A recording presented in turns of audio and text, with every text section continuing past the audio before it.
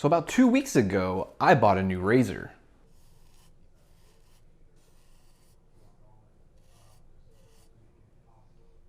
This shit sucks.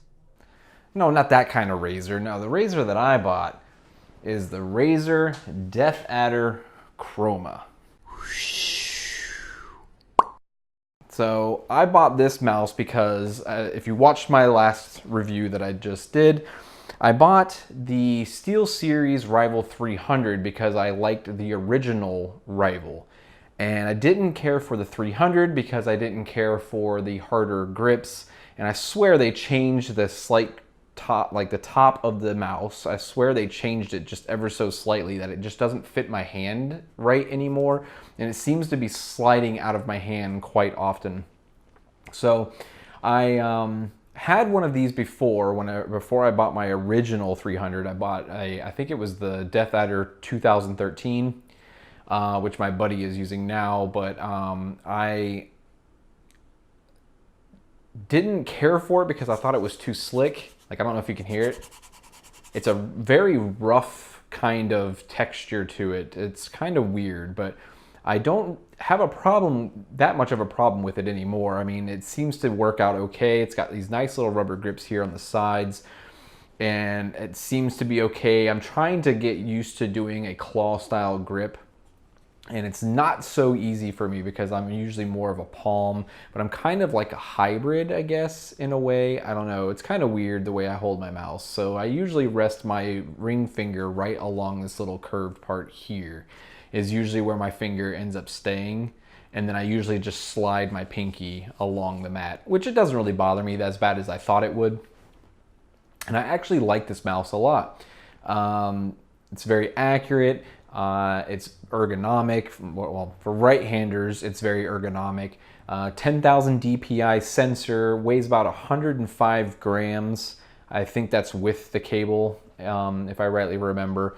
Has the tried and true Omron switches, of course, that everybody loves. They're very, very light. I mean, it's very, very light. I catch myself a lot of the times accidentally hitting, doing the right click in the middle of a match or something, or so like in Counter-Strike, if you right click, you can take the silencer off of the USPS and the M4A1S.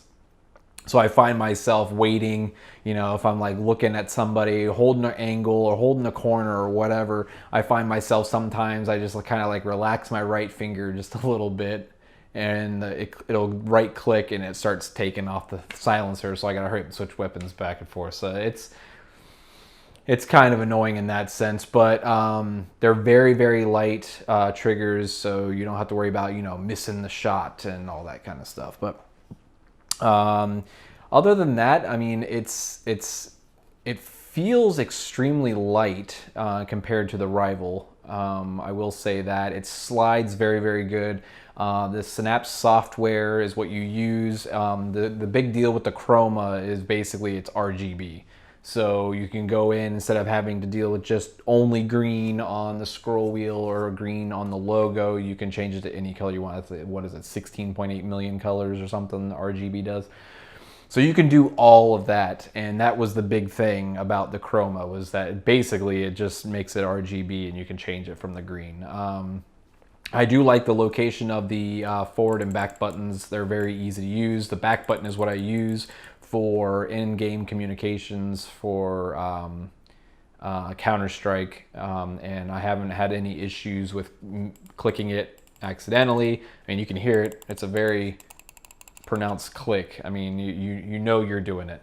So that's a good thing about it. And it has this really nice braided cable. I don't know how well the camera will pick it up, but I mean, it's long. It's a very long cable. USB, of course. So overall, I would give it probably an 8 out of 10. I'd have to say, from the original Rival being my favorite mouse that I've used, because it was nice and grippy, I would have to say this is probably my second favorite. I mean, let me see, what kind of mice have I used? I had an old Microsoft mouse, Sidewinder, I think it was. And then I went to the Deathadder 2013. Then I had the original Rival. Then I had what was it? Oh, I tried out the G502 Proteus Core, which I didn't care for. Um, then I got the Rival 300 and didn't really care for that. And now I got this, and I like it, and I'll most likely be sticking with it. So overall, 8 out of 10. So let's go ahead and dive into the software, because that's another part of it where you can change the liftoff distance. You can calibrate it to the mat that you're using, which I have the I think it's a Steel Series Vector. It came with my Rival 300. So let's go ahead and dive into the software, and we'll take a look and see what that's all about. All right, so here we are in the Razer Synapse software for the mouse. Now, I believe that this works with all of their stuff, just like the Steel Series engine that they have. If you have multiple Razer products, they will all be customizable, and you'll be able to look at their functions and change things through this one program. So as you can see, I only have the Deathadder Chroma. So it's a typical thing. You can customize performance, macros, lighting, calibration, all that stuff. So it's nothing that you've never seen before, of course. So I'm just going to kind of go fly through this really quick. First of all, I love their software already because I am a very dark themed person. I really like grayscale, black, dark. That's just how I am. But here you can customize all your buttons, multiple different profiles, change the profile names, link programs. So you can link to a certain program to where if you open up a program, it'll automatically see that you open up a program. Say like if you have different settings for your buttons and your layouts and everything for, say, Adobe Premiere versus when you're playing a game. So that way you can change it automatically between work and play. So that's kind of cool. I don't see the need for that for me, but I could see somebody using that. So here we have the customization. So like I said, you can change all the different wheels or buttons and change what they do. Then you have performance, which is the DPI, which again, this can go all the way up to 10,000 DPI. I keep mine around 800, and I'm usually like 1.4, 1.5 in Counter-Strike. So I usually keep my mouse sensitivity around 800, and I try to teach my son to play around that same sensitivity as well, instead of racking, just jacking it up like crazy. So you can change the amount of acceleration that you want, which no acceleration is the better way to go. And the polling rate, you can change between 125, 500, and 1,000 hertz. So I picked 1,000 because it's smoother. Lighting, exactly what you expect it to be. You can do the scroll wheel or the logo. You can have it be static. Spectrum cycling, so it goes through all the RGB colors of the rainbow, basically, or none. I kind of thought it was weird that you could only do static, spectrum cycling, and none for the scroll wheel, but you can do breathing for the logo. Why wouldn't you just be able to do breathing for the logo and the scroll wheel? That really made no sense to me at all. My Steel Series could do breathing on both. So it's kind of weird that they did that. I don't know why they did that, but it's kind of weird that they did that. Maybe to cut cost or something so they could put less stuff in it. I wouldn't think that that would be a thing, but who knows? Calibration, you can go through, you can select your Razer mat if you have a mat from Razer, like the Goliath or whatever.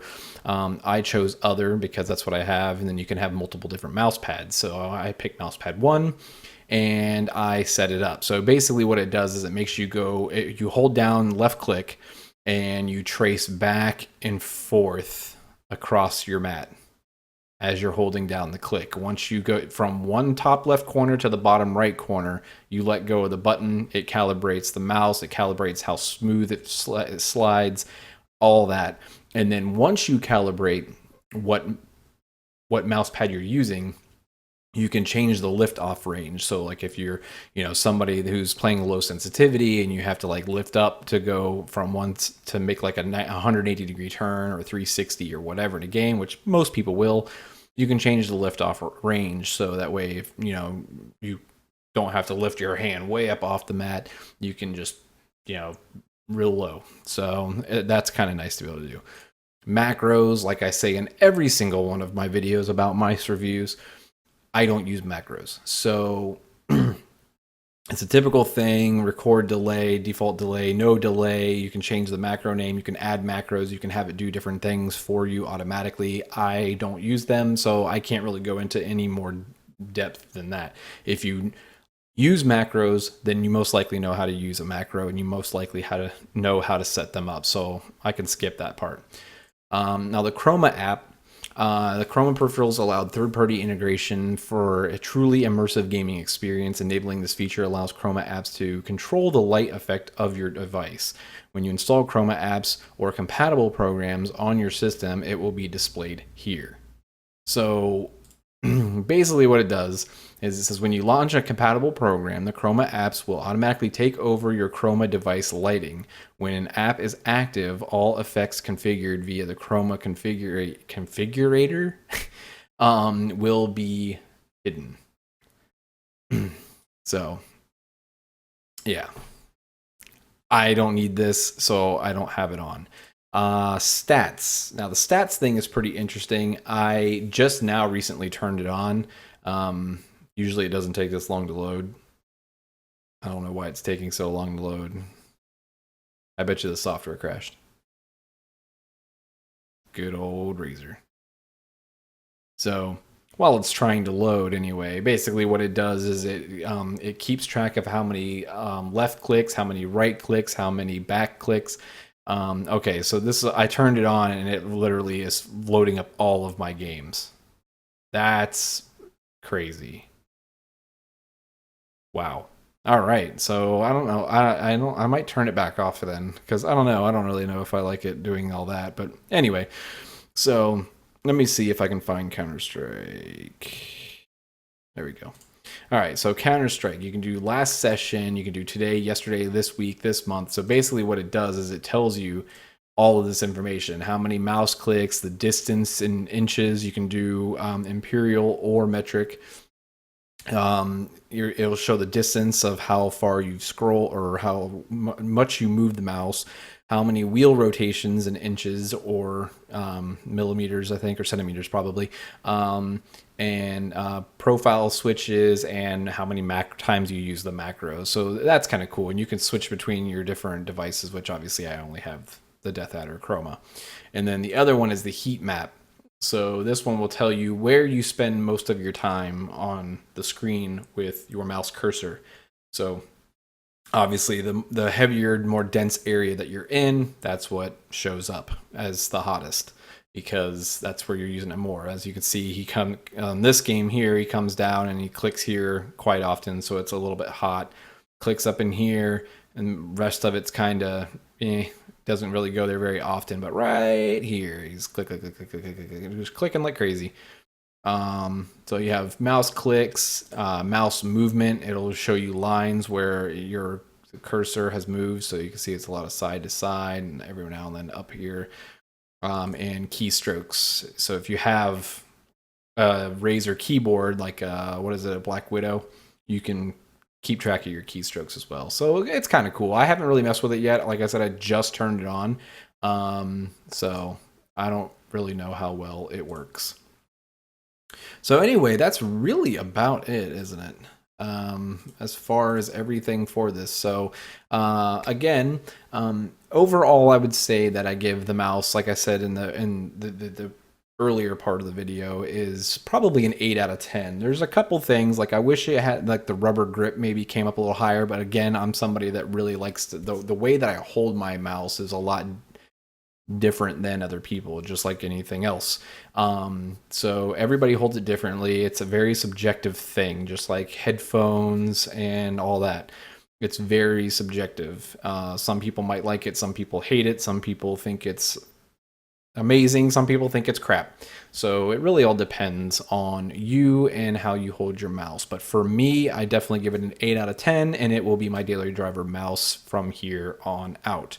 So this has been Josh with Techtopia TV, and this was my review and first impressions, I guess, kind of as well, of the Razer Deathadder Chroma.